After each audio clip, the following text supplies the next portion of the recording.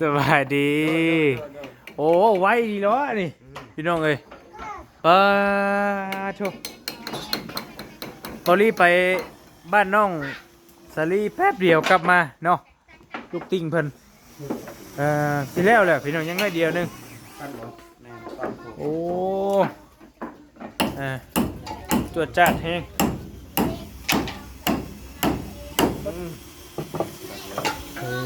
โอ้แล้วยังอีกบุกิโลมันยาวหมดผู้ไปปูย่าโพดบ่ตุ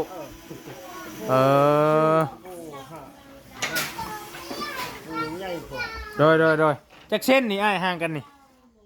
ห่างกันนี่บ่โดย15แม่นบ่14เส้นโอ้พี่น้องบ่ได้บ่เด็กน้อยรอบบ่ได้บ่โอเคซ้ำนี่ผู้ใหญ่รอดได้ได้ก็ตัวไปเด็กน้อยรอดบ่ได้ผู้ใหญ่สิรอดได้ผู้ใหญ่มันตีออกได้แม่นบ่ผู้ใหญ่มันตีออกเอาพี่น้องเอ้ยเนาะเดี๋ยวเบิ่งอีกมุมไกลๆอีกน้อยนึงงามอีหลีไว้แล้วเรียบร้อยแล้วซิโอโอ้ยงามโพดป้าเถอะชุดยอดชุดอ่องตองอยู่สบายดีได้ป่ะน้องได้สบายดีป้าเถอะก็นึกว่าเมื่อพอได้สิแล้วสิเห็นสิยังไว้อีหลีเหรอแต่มันคือละเป็นบ่ก็แล้วแม่นก็บันไดเด้ยังบันไดครับมื้ออื่นก็แล้วแล้วบันไดเล่นบันไดกับบ่หึงดอกโอ้เดี๋ยวมาเบิ่งอันน่ะรอบๆฟังพี่ก่อนหน่อยนึงตบมือ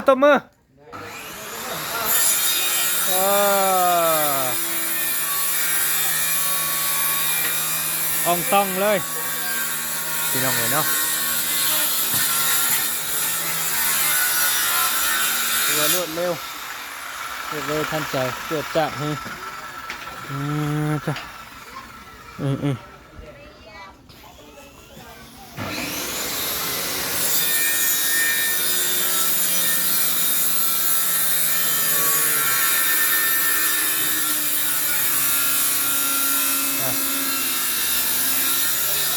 อยากแต่คอค่าเท่านั้นได้แล้วพี่น้องจะได้บาดเจ็บสบายดีเด้อบาดเจ็บเด้อสบายดีไว้อีหลีพี่น้องจวดจัดเลยเนาะเมื่อกี้นี่บ่ทันเฮ็ดเด้ฮะเข้ามาเมื่อกี้บ่ทันเฮ็ด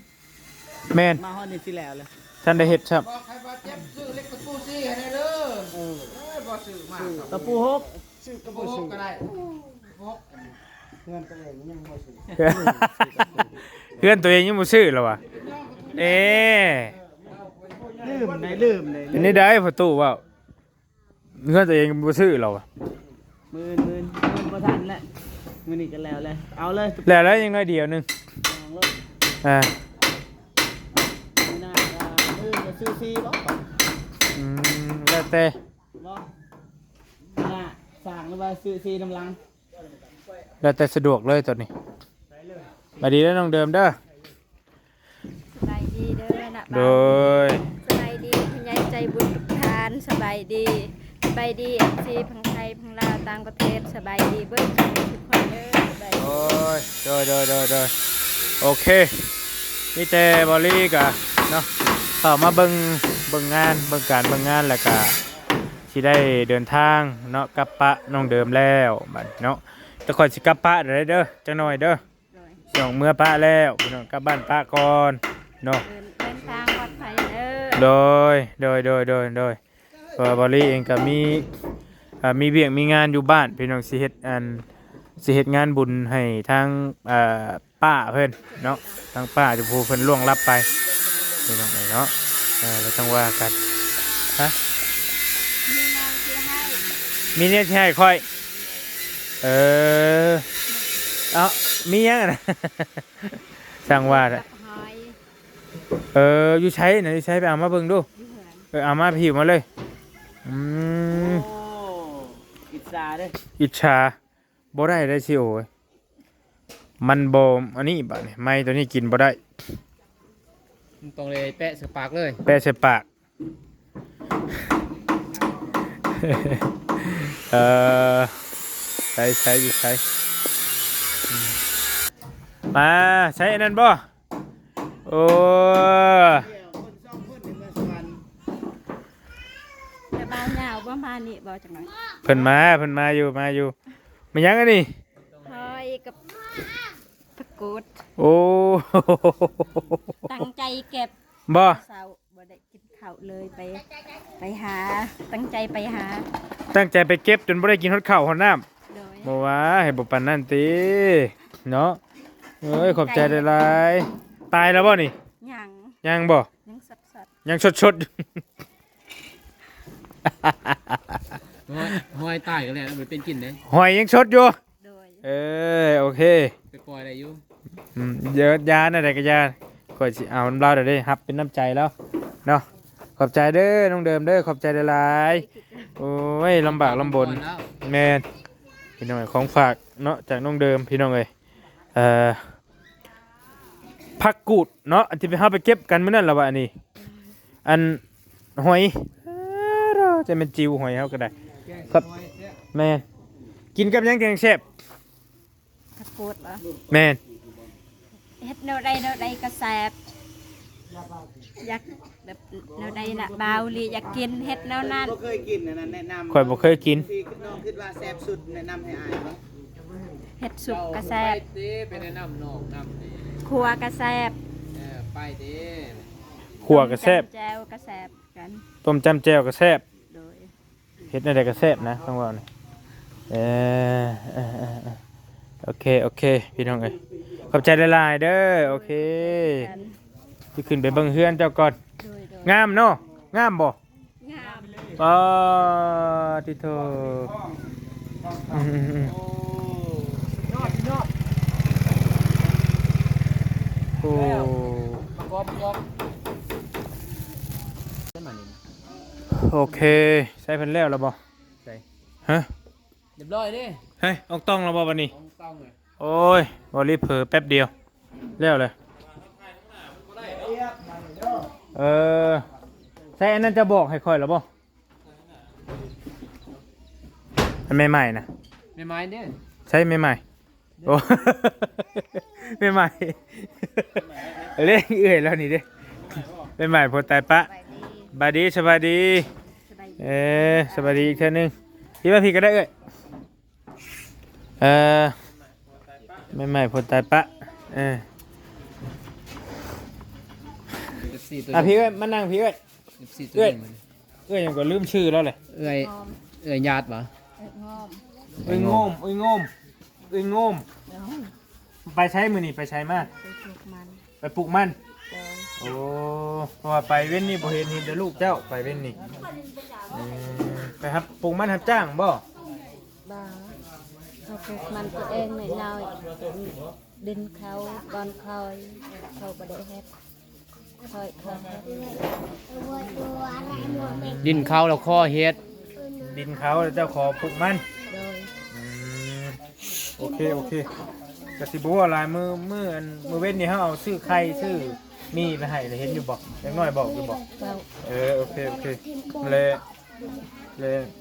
เพราะว่าสิเอาเงินไว้ให้เขาเจ้าแล้วยังเขาเจ้าบ่จักขนาดยังเขาเจ้าเอาไปเฮ็ดทุกที่แล้วก็เลยเอาไว้ให้เจ้าก็เลย มีแม่ใหญ่ใจดีเพิ่นฝากเงินมาช่วยเจ้า1,000เด้อ1,000 บาทแล้วก็มันเหลือจากเฮาซื้อเครื่องไปหั่นเลยเฮาจะเอาเงินมาให้เจ้าเด้อมันจะนบมือเอาน้ำเพิ่นเบิ่งอยู่หั่น ขอบใจเด้อ โดยเอาไว้ซื้อหยังกิน ให้คอยเขาขอบใจเจ๊ใหญ่ใจดี โดย โดย เอาใหม่ดูเพิ่นบ่ให้ออกชื่อออกเสียงเพิ่นเป็นผู้ใหญ่ใจดีอยู่ทางฝั่งไทยเด้อขอบใจเด้อเจ๊ใหญ่ใจดี โดย ทางไทยเหรอ โดย เบื้องไทยเจ๊แม่ใจดีให้ช่วย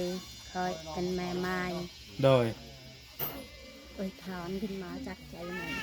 อวยพรจากใจตื่นเต้นเราตื่นเต้นโอเคสุขภาพแข็งแรงสุขภาพเป็นหน่อย แล้วว่าบ่เป็นได้ยาแล้วแหละบ่เป็นหยัง ขอให้สุขภาพแข็งแรง เพราะได้ชำว่าวหั่นแหละ สุขภาพแข็งแรง ลำๆเรื่อยๆ ความเจ็บจะให้ได้ความไข้จะมีให้ลำให้รวยให้ลำให้รวยสุขมานให้โชคให้มานให้แห้งให้มี ให้ห่างให้มีได้แล้ว ให้มี เด้อ สาธุ มีให้ได้สาธุ สุขเนาะจะเอาไปซื้อหยังเงินจะเอาไปซื้อหยัง ซื้อบ่เล่น เออ โอ้เราดีจ้ะ ใจเย็นเอาไปซื้อหยัง ซื้อเครื่องทอง ซื้อเครื่องของตัวแรกหันเมย์เพิ่นให้เฮาซื้อข้าวไปให้เจ้า แต่ว่าเฮาเห็นข้าวเจ้ายังหลายอยู่ โดย เฮาเลยว่าซื้อนาอยู่นากินแล้วก็เอาเงินมาให้เจ้าซะเพื่อเจ้า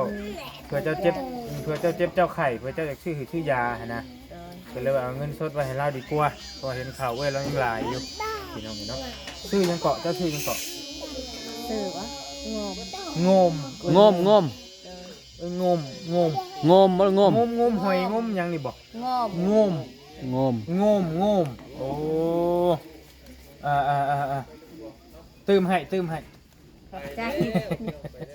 ขอบใจเออ เอาพูดบ่เป็น เขาพูดบ่เป็น ภาษาไทยพร้อม อ๋อภาษาไทยก็มาแล้วบัดนี้เขาพูดบ่เป็นภาษาโอ้ย ดีใจ ย่าแล้วบ่เป็นหยังดอกเนาะมีหยังดอกได้แล้ว บ่เป็น บ่เป็นหยังจักอยู่บ่นี่ไผนี่จับกล้องนี่ รู้จัก ไผ บ่าวน้อง ผู้นั่นได้ผู้ บ่าวสูง บ่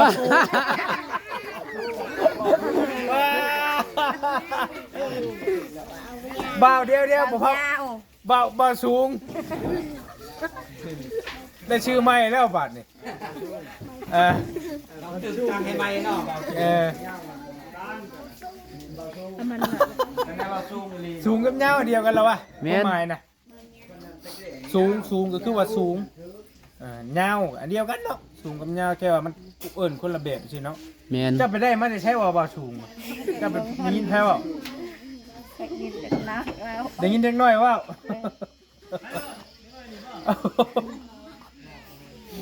โอ้ยบ่สูงได้ยินเด็กน้อยว่าเราอ่ะเป็นชื่อเบาเงาน่ะเด้อเบาเงาเด้อ โดย เฮาได้ชื่อเฮาอยู่บ่เบาหยังเฮา เบาลี โอเคซั่นอันฮู้จักกันบ่ได้แม่นพี่น้องกันบ่จ้ะ รู้จักกันแต่บ่แม่นพี่น้อง ช่างกันได้เนาะกัน รู้จักตอนทำการมาสวยน้ำกันตอง กันตองน้ำกันตองคือหยัง เด็กกระตุกอันนี้สีฟ้า โดย เคยเห็นการหัวกันมันก็ยากกันโทรมาสวยขอทุกอย่าง จ้าไปมื้อหากินข้าวแรงแล้วบ่ อย่าง มื้อหากินข้าวกินน้ำเด้อบัดนี้เด้อเด้อบ่มีหยังดอกเฮาห้องมาเอาเงินให้ซื่อเด้อบ่มีหยังโดยอยู่ดีมีแห้ง ใจเด้อ ขอบใจหลายๆ ขอบใจเด้อเบาน้อง โดยขอบใจละ ขอบใจ ไป อันมากินข้าวกินน้ำบัดนี้เด้อ โดยอยู่ดีมีแห้งเลยอยู่ดีมีแห้งเลยโดย ระวังบ่อสูงนี่เตะเอาเด้อไปบ่อสูงฟอดกระนองบาดดึงลมเลย ลืมตอนนั้นเบาเล็ก บ้านนี่ก็บ้านนี่ก็ เบาฟ้าซื้อเพิ่นเบาเมฆ อ๋อ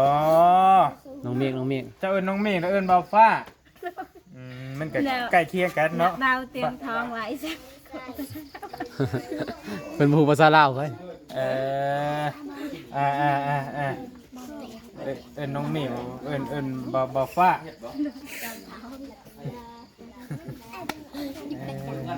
โอเคไปเดี๋ยวค่อย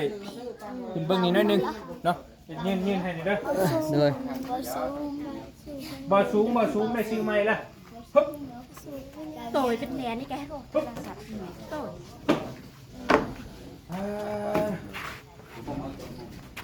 ฮึบ เอ้ย โอ้ จัดเลยแรก คักบ่ตุ ได้แล้วเมื่อแรก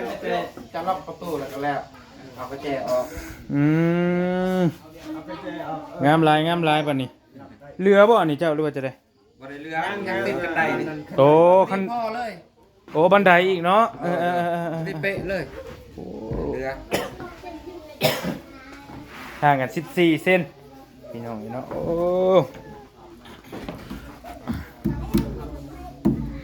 งามแล้ว ง่ายอยู่บ่ โอ้บัดเทานี้แหล้วตู้เอ้ย คนเฒ่าเฮ็ดงานตอกก็บ่ถึกแน่ คนเฒ่าแล้วเฮ็ดงามอืม เป็นกระซ่าเอง แม่นวัยรุ่นน่ะมันใจร้อนแต่ก็คนเฒ่านี่เฮ็ดงามแล้ว คือลุงเคยแต่เนี่ยเอาแล้ว เออโดยถือว่ายังหัวบันไดบัดนี้พี่น้องยังหัวบันไดกับอันกับตัวนี้เนาะไม่แป้นเท่านี้แป้นแอมเท่านี้ก็แม่นแล้วบัดนี้ก็ยังเหลือโบราณพี่น้องเนาะถือว่าโอเคแล้วนี่ก็ได้เข้าท่างามลาย บันไดยังกันนึก ตอนนี้ลงสีอีกบ่นี่เจ้า นี่เบาลี โดยว่าจะได้ อันนั้นพอดีบอลสีคันห้องยังแอมบ่แอมขึ้นตึงจำเลยบ่ละบาพรสมัคร อืม แอมแล้วแอมมัน ตัวนี้บ่ตัวช่องว่างเพิ่นเนาะ แม่น เออมันก็ต้องชนิดด้วยแหล้วแต่เก่าเนาะ จำใช่ยั่ว ติดรถใส่ติดรถไหนโดยแม่นบ่ให้มันมีปองรถ มาให้ดึงตอนเลย แม่นเพราะว่า ตั้ม เขามีปองเยี่ยมแล้วเด้มันคือ สิข้ามพวกเบา ได้โดยติดรถเจ้าใส่ติดรถ ยังจะลามาทันมาก โดยกันบ่ติดบัดสิคือเฮือนบ่แล้วเลยเนาะ คือกันบ่ได้ ใส่ติด แต่ละเอียดมันละเอียดจบเลย โดยใส่ติดแล้วแหละโดยสบายดีจนมื้อยังบ่ทันเลิกมื้อนี้เนาะเลิกแล้วบ่ นั่งสปอนนั่งเรือก ำลังแยงอยู่บ่พอดีบัดอัน2 4 6 8 10 12 14 16 18 19แม่นบ่คันนับบ่ผิดเปิด19อันทางนี้พี่น้องเอ้ย 19เป็น แม่นบ่ นับบ่ดูตุ 19ค่อยแทกแล้วแม่นแล้วเกาหลีเนาะ อืม 18 เป๊ะเลยเนาะ 15ทั้งพูด13 2 4 6 8 10 12 14 15 2 4 6 8 10เดือนนี้13 13กับ15เป็น28พี่น้องเนาะ อันนี้เด้ ทั้งนั้น19กับ28เท่าไร 928 โดยเท่าไรเลยลูกบวกกันเป็นเท่าไรตุ๊ มันก็เขียน เออฮะ กระยะ เท่าไรลองหัวคิดลองหัวคิดผู้เฒ่าเบิ่งก่อนเท่าไร 18กับ บ่แม่น18 28กับ19 แม่น18 19 เท่าไร 41 โอ้41บ่28บวก19 แม่นบ่เดี๋ยวเบิ่งเฮาบวกเลขก่อนเฮาก็บ่ไหวปานใด28บวก 47 19 19พอตู้ว่าเท่าไรกินนี่ 41 41บ่ มันลื่น นี่อ้ายเราถึงแล้วนี่47พอดีเลย ก็ว่า41นะมาทั้งแหละ แม่งเป็นว่าเลื่อนอีกอยู่ โอ้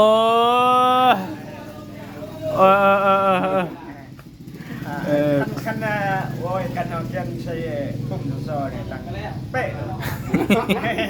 บ่นะเอาหัวคิดนี่นะแบบไวๆนี่นะ ถ้าเราทำนี่กับพอแล้วแล้วเนี่ย พอดีเบด47โตวเป็นน้อยเนาะลูกติงเพิ่นนี่เบด47โตวแล้วก็เอาสิใส่อยู่หัวบันไดนี่จักสิแม่นจักโตวบ่ลีซื้อมา60โตว47ลบ60 13โตใส่หัวบันไดเนาะบ่ฮอดบ่คันบ่ฮอดก็เหลือเท่านั้นเลยเพราะว่าเฮาซื้อมา60อันเด้ นี่นั่ง ตามเขาสั่ง สาม นั้น สี่ห้าหกเจ็ดแปด 58ก็สั่งแบบเรือนซ้อม โดยเพราะว่าเพิ่นขายเป็นมัดเด้เพิ่นขายเป็นมัดละ10อัน เขาก็บ่คล้ายเป็นลูกนี่เนาะ บ่เลยเพิ่นขายเป็นมัดให้จะได้ซะ อะไรเด้ ได้แล้วมันเหลือน้ำอันบ่เป็นหยังดอก บ่เป็นหยัง บ่เป็นหยังดอก ก็ได้คือกันครับ เขาไม่ให้มันเลื่อนเลยมันจะ เดย แล้วงามเนาะ ก็ไปเฮ็ดอย่างอื่นอย่างอื่นเอา ถ้ากันนั่นตี้อันหนึ่ง คือแล้วอันนี้ตามแบบของมันสักมัน อันนี้อันเดียว